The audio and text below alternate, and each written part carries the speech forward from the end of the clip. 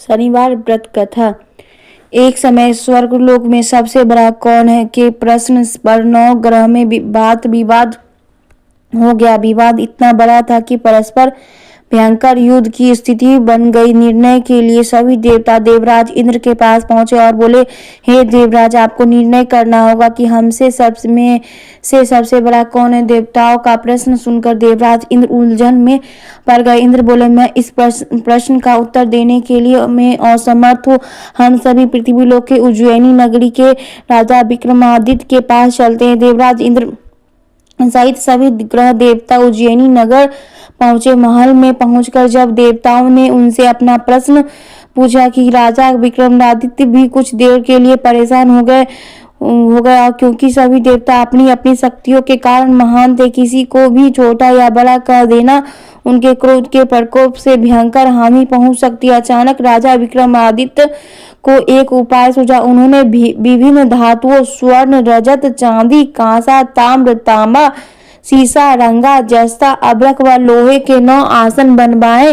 धातुओं के गुण के अनुसार सभी आसनों को एक दूसरे के पीछे रखवाकर उन्होंने देवताओं को अपने सिंहासन पर बैठने को कहा। देवताओं के बैठने के बाद राजा विक्रमादित्य ने कहा, आपका निर्णय तो स्वयं हो गया। जो सबसे पहले सिंहासन पर विराजमान है वही सबसे बड़ा है। राजा विक्रमादित्य के निर्णय सुनकर शनि देवता ने सबसे बड़े पीछे आसन पर बैठने के कारण अपने को छोटा जानकर क्रोधित होकर कहा, राजा विक्रमादित्य, तुमने मुझे सबसे पीछे बैठाकर मेरा अपमान किया। तुम मेरी शक्तियों से परिचित नहीं हो, मैं तुम्हारा सर्वनाश कर दूंगा। शनि ने कहा, सूर्य एक राशि पर 1 महीने, चंद्रमा 2.25 दिन, मंगल 1.5 महीने, बुध और शुक्र 1 महीने, बृहस्पति 13 महीने रहते हैं, लेकिन मैं किसी राशि पर 7.5 वर्ष 7.5 तक रहता हूँ। बड़े बड़े देवताओं को मैंने प्रकोप से पीड़ित किया है।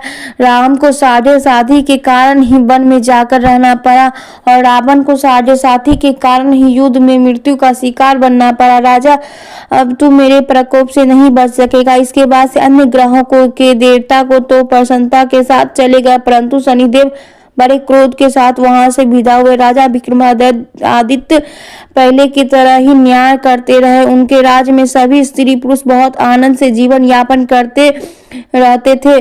कुछ दिन वैसे ही बीत गए। उधर शनि देवता को अपने अपमान को भूले नहीं थे। विक्रमादित्य से बदला लेने के लिए एक दिन शनिदेव ने घोड़े के व्यापारी का रूप धारण किया और बहुत से घोड़ों के साथ उज्जैनी नगरी पहुंचे।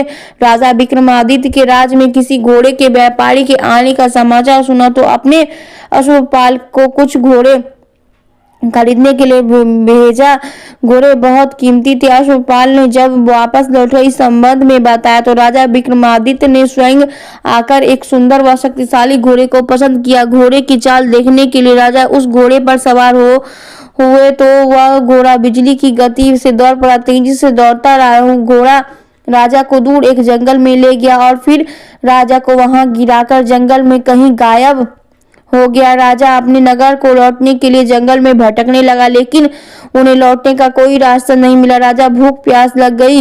राजा बहुत घूमने पर उसे एक चरवाहा मिला। राजा ने उससे पानी मांगा। पानी पीकर राजा उस चरवाहे को अपनी अंगूठी दे दी। फिर उसे रास्ता पूछकर वहां जंगल से निकल कर अपने नगर पहुंचा। राजा ने एक सेठ की दुकान पर बैठकर कुछ देर आराम किया। उस सेठ ने राजा के बातचीत की तो राजा ने उसे बताया कि मैं उज्जैनी नगरी से आया हूँ। राजा के कुछ देर दुकान पर बैठने से सेठ जी की बहुत बिक्री हुई। सेठ ने राजा की को बहुत भाग्यवान समझा और खुश होकर अपने घर में भोजन कराने के लिए गया। सेठ के घर पे सोने का हार एक खूंटी पर लटका हुआ था। राजा उसको उस कमरे में छोड़कर सेठ कुछ देर के लिए बाहर गया। तभी एक आश्चर्यजनक घटना घटी। राजा ने के देखते ही देखते सोने के उस हार को खूंटी निकल गई। सेठ ने कमरे में लौटकर हार को गायब देखा तो चोरी का संदेह राजा पर ही किया, क्योंकि उस कमरे में तो राजा अकेला ही बैठा था। सेठ ने अपने नौकरों से कहा, इस परदेशी को रस्सियों से बांधकर नगर के राजा के पास ले चलो। राजा ने विक्रमादित्य से हार के बारे में पूछा तो उसने बताया उसके देखते ही देखते खूंटी ने हार को निगल लिया था। इस पर अब राजा ने क्रोधित होकर चोरी करने का अपराध में राजा विक्रमादित्य के हाथ पांव काटने का आदेश दिया। राजा विक्रमादित्य के हाथ पांव कटकर उसे नगर के सड़क पर छोड़ दिया गया। कुछ दिन बाद एक तेली उसे उठाकर अपने घर ले गया और उसे अपने कुल्हड़ पर बैठा दिया। राजा आवाज देकर बैलों को हाँकता रहा था। इस तरह तेली का बैल चलता रहा और राजा का भोजन मिलता रहा। शनि के प्रकोप की 7.5 पूरी होने पर वर्षा ऋतु प्रारंभ हुई। राजा विक्रमादित्य एक रात मेघ में मल्हार गा रहा था। तभी नगर के राजा की लड़की राजकुमार मोहिनी रथ पर सवार उस तेली के घर के पास गुजरी। उससे मेघ मल्हार सुना तो उसे बहुत अच्छा लगा और दासी को भेजकर गाने वाले को बुला लाने को कहा। दासी ने लौटकर राजकुमारी को अपंग राजा के बारे में सब कुछ बता दिया। राजकुमारी उस मेघ मल्हार से बहुत मोहित हुई, अतः उसने सब कुछ जानकर भी अपंग राजा से विवाह करने का निश्चय कर लिया। राजकुमारी ने अपने माता पिता से जब यह बात कही कि वे हैरान रह गए। रानी ने मोहिनी को समझाया, बेटी तेरे भाग में तो किसी राजा की रानी का होना लिखा है, फिर तो उस अपंग से विवाह करने अपने पांव पर कुल्हाड़ी क्यों मार रही है। राजकुमारी ने अपनी जिद नहीं छोड़ी। अपनी जिद पूरी कराने के लिए उसने भोजन करना छोड़ दिया और अपने प्राण त्याग देने का निश्चय कर लिया।